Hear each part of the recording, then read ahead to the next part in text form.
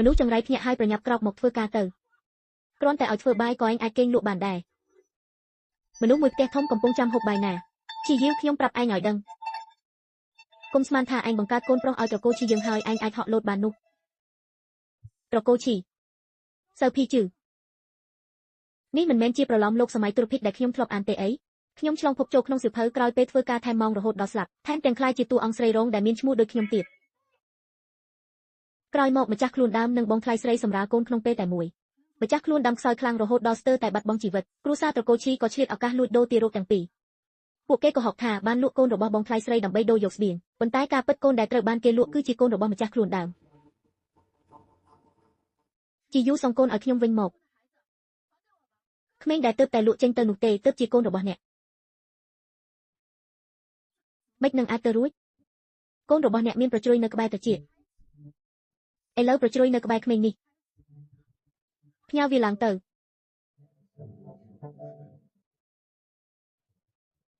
កូនរបស់ខ្ញុំកូនរបស់ខ្ញុំ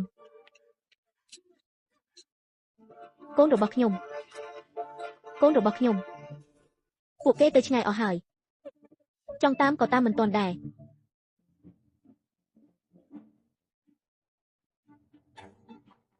អ្នករាល់គ្នាហើយអ្វីអ្នករាល់គ្នាធ្វើដាក់ខ្ញុំបែបនេះ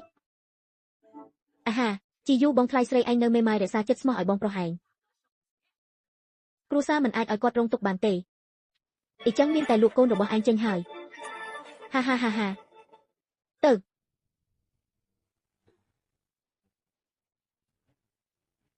ឥឡូវកំពុងជួបគ្រោះអត់ឃ្លានមិនអាចចិញ្ចឹមក្មេងពីរនាក់ឲ្យរស់បានទេចំណែកឯងវិញបើឯងស្លាប់ទៅយើងនឹងប្រាប់អ្នកក្រៅថាកូនដែលឲ្យគេទៅជាកូនរបស់បងថ្លៃស្រីឯងមិនមែនខាងគ្រួសារម៉ែឯងស្រឡាញ់ឯងខ្លាំងណាស់ទេដល់ពេលនោះដើម្បីកូនឯងពួកគេច្បាស់ជាសុខចិត្តប្រកូលស្បៀងឲ្យទាំងអស់មិនខានហាហាហាហាហា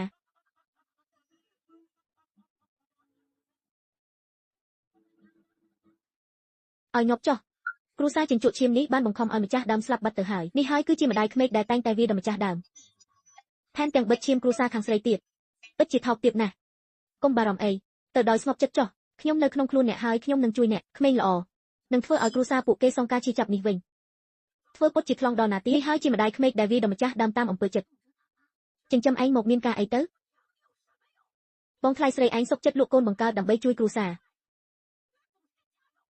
ចំណែកឯងវិញមកលាក់ខ្លួនទីនេះធ្វើខ្ជិលចាំមើលខ្ញុំវាឯងឲ្យងាប់ខ្ញុំវាហើយខ្ញុំនឹងច្របាច់ឯងឲ្យងាប់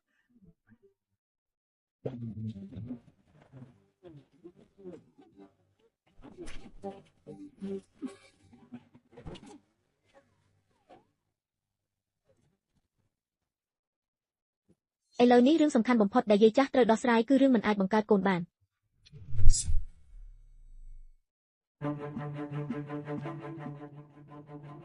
កូនរបស់ខ្ញុំមានប្រជ្រុយពីកំណើតនៅលើខ្លួន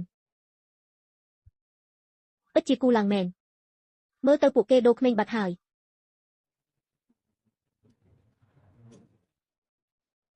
ឥឡូវនេះវាមិនទាន់ត្រូវបានគេលក់នៅឡើយទេអ្វីនៅទាន់ពេលនៅឡើយ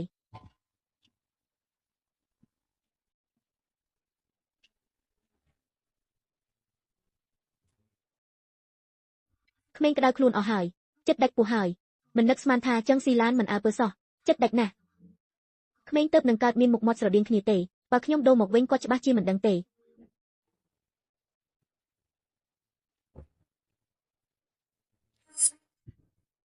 តើបងកំពុងធ្វើអ្វីអូ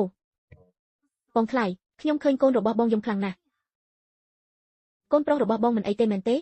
គេហៀបនឹងត្រូវគេលក់ទៅហើយបងខ្វល់ធ្វើអីថាគេមិនអីរអត់នោះបងថ្លៃនេះគឺជាកូនបង្កើតរបស់បងណាអូប្អូនថ្លៃអ្វីដែលបងធ្វើនេះគឺដើម្បីគ្រួសារយើងទាំងមូលលក់គេទៅដើម្បីដូរយកស្បៀងឲ្យបានច្រើនសម្រាប់កូនរបស់ហែងកុំបន្ទោសថាខ្ញុំចិត្តដាច់អីលក់កូនខ្ញុំដើម្បីដូរយកអាហារឲ្យកូនអ្នក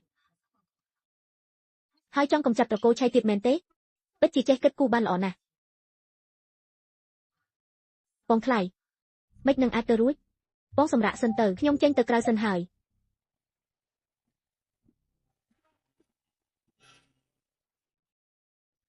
ឆាប់យំទៅយំធ្វើអី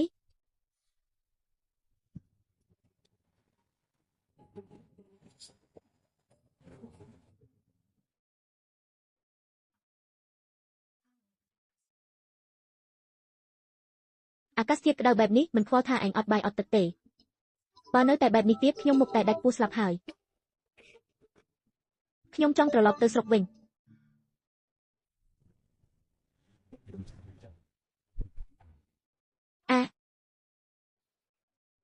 នេះមិនមែនជាផ្ទះខ្ញុំទេអីតើខ្ញុំឆ្លងមកវិញហើយមែនទេដំណឹងអាក្រក់មិនទាន់កើតឡើងទេដំណឹងល្អគឺផ្ទះខ្ញុំបានភ្ជាប់ជាមួយលំហហើយនៅខាងក្រៅទ្វារមានដីដ៏ធំទៀតផងរងចាំឲ្យខ្ញុំទៅដាំដុះមែនទេមិនអីទេមិនបាច់ខ្វល់ទេរកអ្វីញ៉ាំឲ្យឆ្អែតសិនសំណាងល្អមានទិញម្សៅទឹកដោះពេលទុកអាចឲ្យកូនផឹកបាន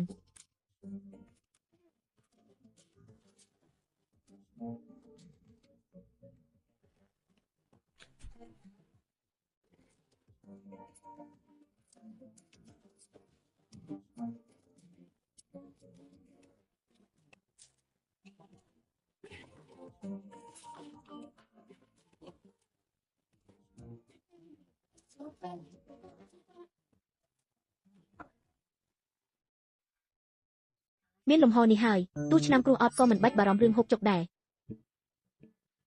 កូនសម្លាញ់ពីនេះទៅកូនឈ្មោះថ្មដូចទៅចុះណា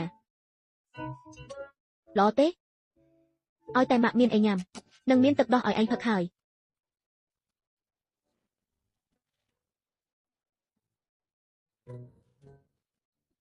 ពួកយើងចាក់ចេញទៅយូរយ៉ាងនេះមិនដឹងថាគ្រូសាត្រកូលឈីមានបារម្ភដែរឬអត់ទេ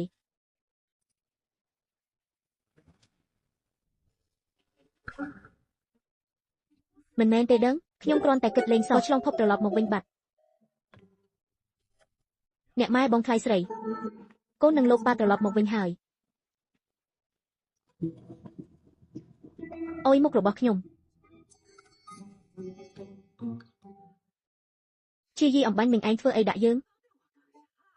ខ្ញុំហេតុអីបានជាមុខនឹងឈឺខ្លាំងម្ល៉េះលោកម៉ែ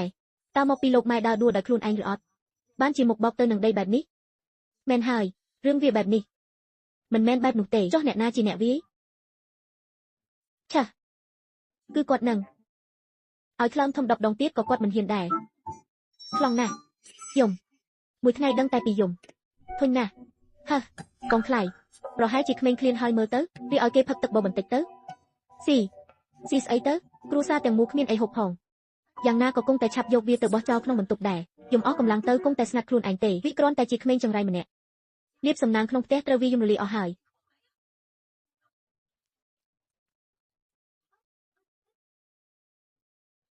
ហា